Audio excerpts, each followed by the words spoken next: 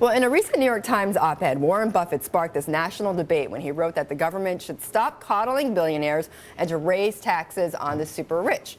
Well, my next guest vehemently disagrees. He's Harvey Golub, the retired chairman and CEO of American Express and also an American Enterprise Institute trustee, and he retorted in a Wall Street Journal op-ed recently, quote, "I resent that Warren Buffett and others who have created massive wealth for themselves think I'm coddled.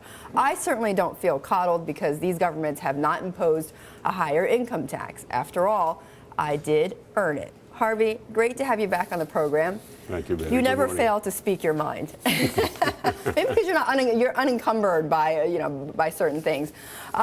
Okay, so when I read your op-ed, I thought it was extremely interesting. First off, did you get a lot of response to it? I did. The Journal, I think, got 1,500 to 2,000 responses, and there were several thousand Twitters, and somebody told me there were 8,000 Facebooks. Right. So you certainly hit a nerve. I think the argument from Buffett's side, right, is look, how is it that a tax system that seemingly favors the rich, right? Capital gains tax, their main source of income, at 15%, carried interest rate at 15%. How is that a fair tax system? Now, that's only part of the tax system. A fair tax system would treat all sources of income, whether they're in cash or in non-cash, exactly the same way, and have minimum deductions. I would suggest having one deduction only for savings, and a progressive tax rate for everybody. What does that mean exactly? What that means is you would take your income or my income. We get a salary for our company. We get perks, benefits, retirement benefits, health benefits. That would be treated as income. We get interest, we get dividends. All of those would be sources of income, cash source of income. That is a total number. We would subtract from that whatever it is we choose to save. And that net number then would be taxed at a progressive rate. So if you earned very little, you would have a low rate. If you earned a lot, you would have a higher rate. And that would be a fair tax without distortions within the tax system. But how's that going to help the deficit? The objective is to not necessarily help the deficit directly. The objective is to create growth, and creating growth would increase tax revenues.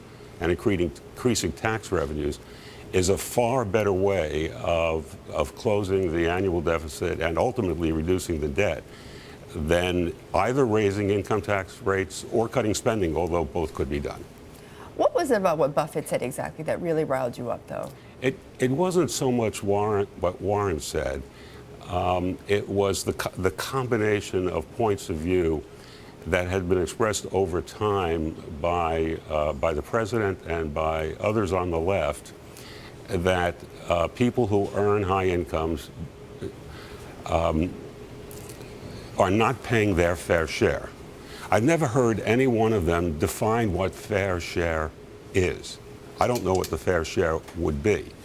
I know that in my own case, at age 72, anything I earn this year will be subject to all kinds of taxes, the benefits which I will not receive, like Social Security taxes and Medicare taxes.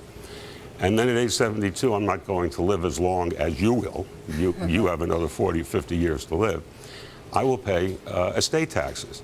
And if I live in New York or New Jersey or another high-tax state, those numbers will get to be between 80 and 90% of the total income. Right, and I've heard that quite a bit from those who are, obviously in the wealthy bracket about the estate tax and how much that will take away.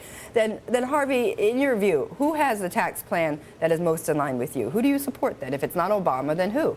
Oh, there are a number of tax plans put out by conservative think tank groups, by Heritage and by AI and by others. Who among the candidates, though? We're talking candidates. I haven't heard any of the candidates talk about a specific tax plan. All of them talk about general principles on the Republican side of increasing the base and reducing the deductions, broadening the base and reducing the deductions. That would make it fairer in my mind, but it would still leave the opportunity to continue to fiddle with it. Under Reagan, we simplified the tax code, and then in every administration since then, Congress puts in loopholes because they want to favor somebody, or not put in loopholes because they don't want to favor somebody else. And that all that does is increase the number of lobbyists that work in Washington. We are still with Harvey Golub, the retired chairman and CEO of American Express and also the American Enterprise Institute trustee. Harvey, right before the break, I was telling you about Howard Schultz. He's got this interesting pledge, or that he's trying to get other CEOs to sign on, which is basically, look, let's do something, right? Let's try to change what's going on in Washington. I'm going to ask business leaders to withhold political contributions until Congress can get the deficit in order. What do you think about that? I think Howard Schultz makes marvelous mocha frappuccinos. But the idea of changing Washington by engaging in a one-sided boycott on the part of business leaders makes no sense.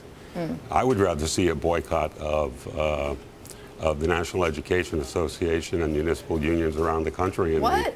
Why? Why? Because they are endorsing candidates I disagree with. Okay. Sounds simple enough. Harvey, what can Washington do, though, on the flip side to help American business?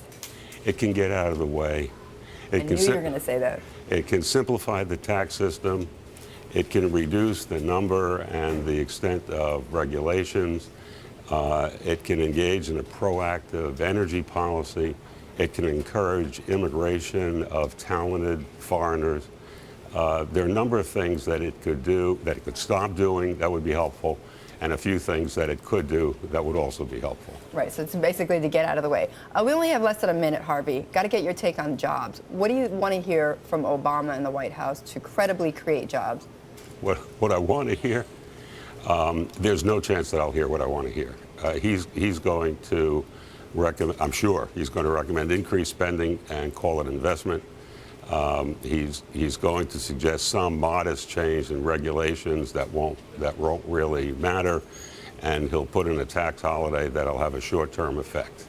But a short-term stimulus only works if you use that time to create a long-term growth base, and we don't. Right, and that has been the primary complaint, is what is going to happen in the long term with our jobless rate and with our jobs market. Harvey, thank you so much. Really appreciate you stopping by, talking about all of these issues. Harvey Golub, the former AIG chairman, and also, as I mentioned, the retired chairman and CEO of American Express.